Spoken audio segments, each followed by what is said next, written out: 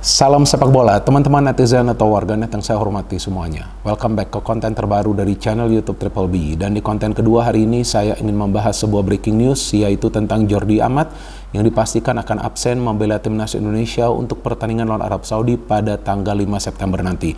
Hal ini dikonfirmasi oleh Shin Tae-yong kepada para awak media beberapa jam yang lalu, dan juga Shin Tae-yong memberikan informasi bahwa Jordi Amat belum pulih dari cederanya.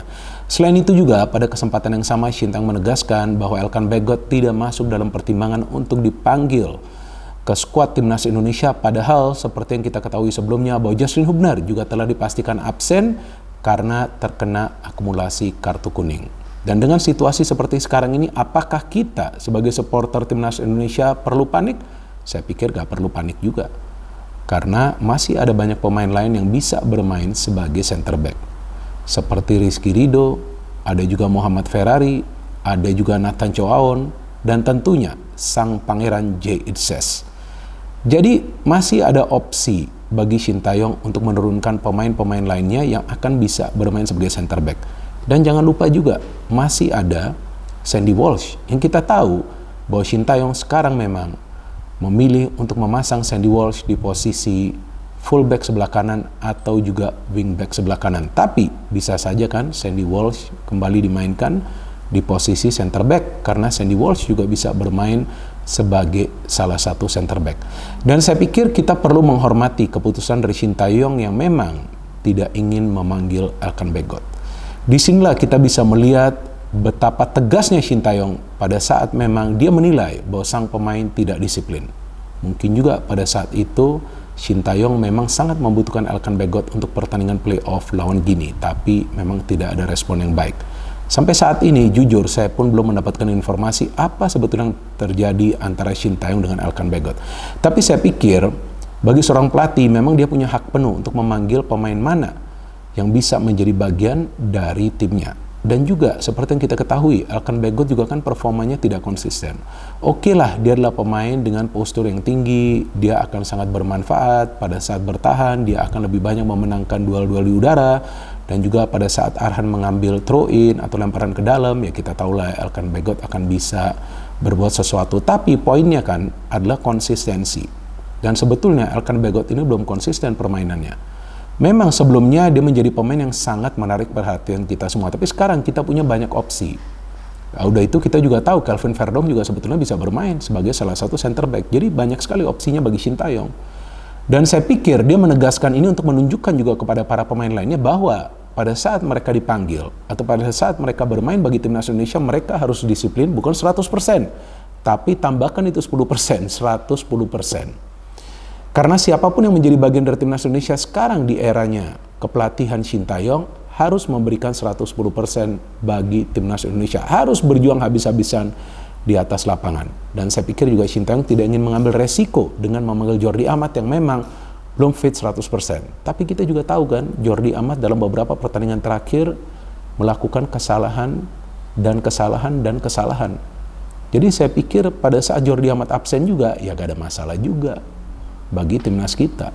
Sama halnya pada saat sekarang atau dalam beberapa pertandingan sebelumnya, Shin Tae-yong tidak lagi memanggil Mark. Kita gak tahu nih kali ini dipanggil atau enggak dia.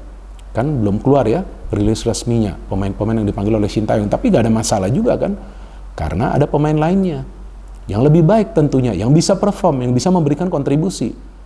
Jadi persaingannya sekarang di timnas Indonesia itu udah sangat amat ketat. Wah, gak main-main loh untuk bisa dipanggil ke timnas Indonesia, dan memang harus seperti ini.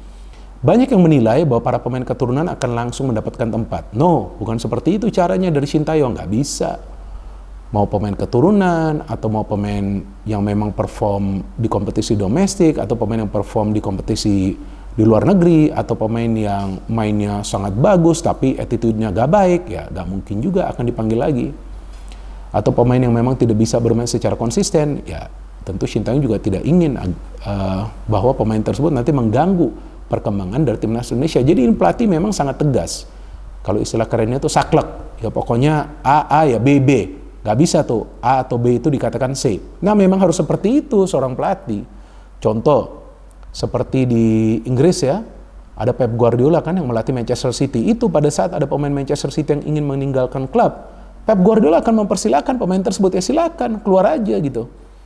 Karena Pep yakin dengan konsepnya. Dan Pep paham nanti bisa ada pemain lain yang mengisi pos sang pemain yang memang tidak lagi ingin bermain bagi Manchester City atau menuntut sesuatu dari Pep. Padahal kita tahu bosnya itu adalah Pep Guardiola. Kan Julian Alvarez tuh, pemain Manchester City kan, yang mengatakan secara umum bahwa dia ingin bermain di pertandingan-pertandingan penting. Dan kemudian dibalas juga oleh Pep Guardiola, ini kan contoh saya berikan ya. Bahwa sebetulnya dia ada 18 atau 19 pemain di Manchester City yang juga ingin bermain di pertandingan-pertandingan besar. Artinya bukan saja Julian Alvarez. Dan dialah yang bisa memilih pemain-pemain mana yang menurut dia pas untuk bermain di pertandingan-pertandingan penting. Sehingga pada saat Julian Alvarez ingin keluar, dia mempersilahkan Julian Alvarez keluar. Memang harus begitu seorang pelatih. Jadi harus tegas. Maka itu sekarang setiap pemain yang dipanggil ke timnas Indonesia harus perform. Dan bisa juga nanti kan dia memanggil pemain lain yang bisa bermain di center back dari kompetisi domestik kita. Sebelumnya kan dia pernah juga memanggil Wahyu Prasya sebagai pelapis lah.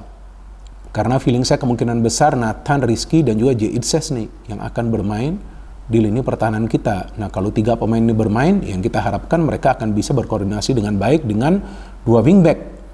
Jika 3 pemain ini yang diturunkan oleh Shin Tae-yong dalam formasi 3-4-3, berarti di sebelah kanan wingback bisa juga nanti Sandy Walsh yang dimainkan, karena kita bermain away.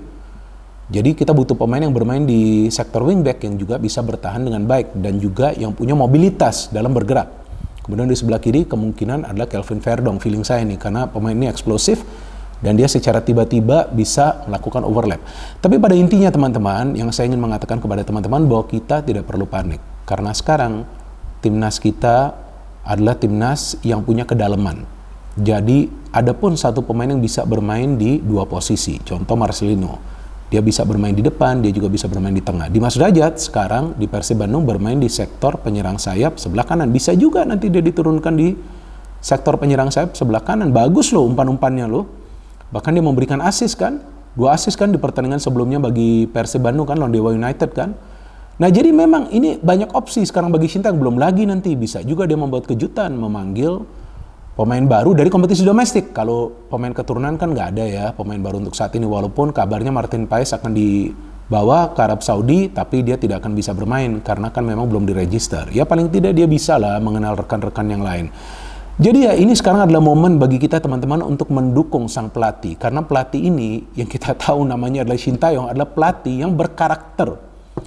Artinya pada saat dia melihat ini pemain memang tidak lagi menurut dan juga memang secara performa up and down atau ya bisa dikatakan tidak konsisten, ya tentu dia akan memilih udah cut aja dulu. Jadi biar menjadi semacam pelajaran. Betul, Elkan Bagot memilih untuk menjadi warga negara Indonesia, tapi itu kan atas kemauan dia sendiri.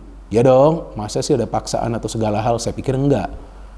Dan pintunya kan tidak tertutup selamanya bagi Elkan Bagot. Mungkin nanti di masa depan dia akan dipanggil lagi karena kan usianya memang masih muda. Ya kan usianya kalau nggak salah masih 21 tahun pemain ini.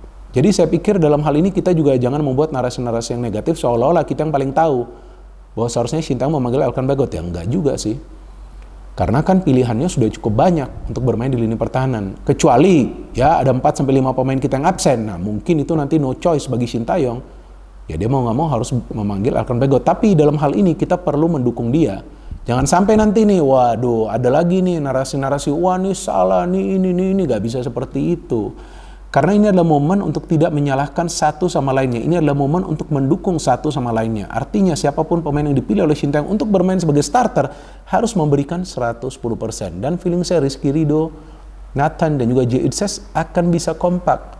Karena 3 pemain ini punya daya jelajah yang luas. Untuk apa? Untuk menutup ruang, bos.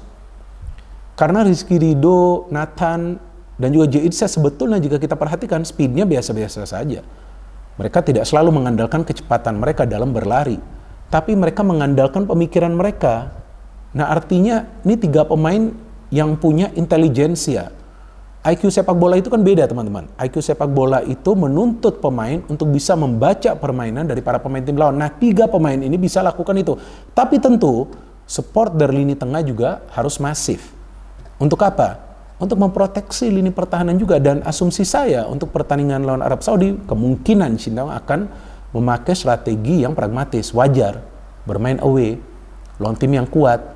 Kita tahu beberapa kali tampil di Piala Dunia, dan di Piala Dunia terakhir tuh pada tahun 2022 mereka sebetulnya permainannya gak buruk, cuma memang sial aja sih, gak bisa lakukan finishing, bahkan bisa mengalahkan Argentina. Jadi teman-teman, saya pikir dalam hal ini kita gak perlu panik juga, dan kita support 110% timnas Indonesia, dan kita juga menghormati keputusan dari Sintayong agar dia bisa fokus bekerja melakukan yang terbaik dalam memilih pemain, dan juga nanti tentunya memilih starting lineup dari timnas Indonesia. Aduh, saya udah gak sabar nih untuk menonton pertandingan Arab Saudi lawan Indonesia, tapi kita mau tidak mau harus bersabar karena masih ada beberapa hari lagi. Tapi untuk saat ini saya pikir kita tidak perlu panik. Kita menunggu nanti pemain-pemain mana saja yang dipanggil oleh Sintayong. Artinya dengan absennya Jordi Amat, kemungkinan dia akan memanggil pemain lain yang bermain di kompetisi domestik kita. No hate, no politics, only football. Salam sepak bola.